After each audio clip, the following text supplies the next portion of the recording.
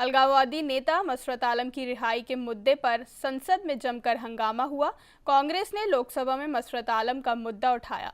इस मुद्दे पर कांग्रेस ने प्रधानमंत्री नरेंद्र मोदी से जवाब मांगा। पीएम ने कहा कि भाजपा जम्मू में सरकार में हिस्सेदार है, उसकी आलोचना का पूरा हक विपक्ष को है। उन्होंने कहा कि सरकार ऐसी किसी भी हरकत को स्वीकार नहीं करती है।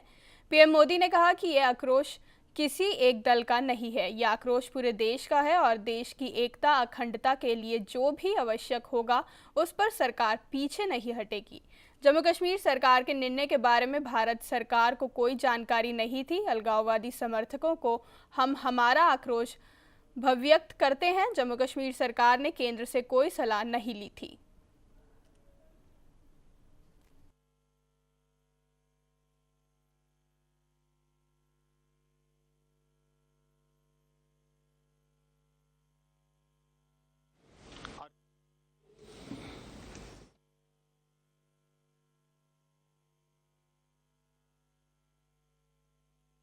मैं इस सदन को और पूरे देश को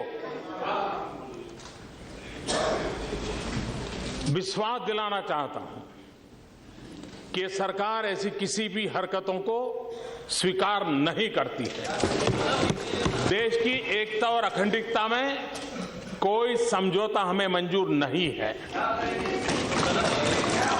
संविधान की मर्यादाओं में ही कदम उठाए जाते हैं। कदम भी संविधान की मर्यादाओं में ही उठाए जाते हैं, आगे भी उठाए जाएंगे। और इसलिए मैं इस सदन को विश्वास दिलाता हूं। दूसरा, मोदी जी चुप क्यों हैं? मैंने उस सदन में भी इस विषय में विस्तार से अपनी बात कही थी और इसलिए ऐसा कोई कारण नहीं है कि हमें चुप रहना पड़े।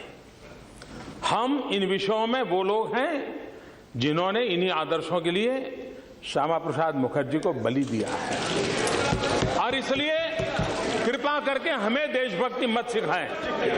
कृपा करके हमें देशभक्ति मत सिखाएं। और वो लोग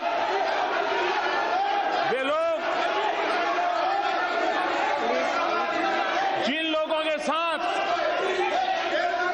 और मैं आपको कहना चाहता हूं,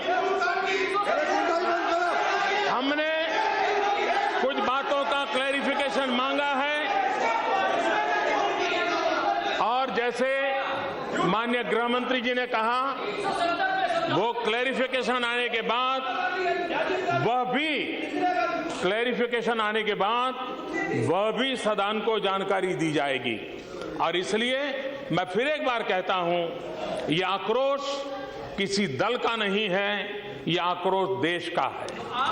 यह आक्रोश उस बेंच का और इस बेंच का नहीं है, यह आक्रोश पूरे सदन का है।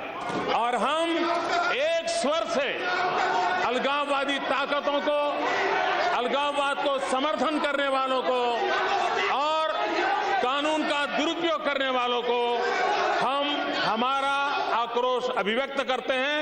और आने वाले दिनों में सदन जो एकता और अखंडता के लिए प्रतिबद्ध है, उसके लिए जो भी आवश्यक कदम उठाने होंगे, ये सरकार उठाएगी।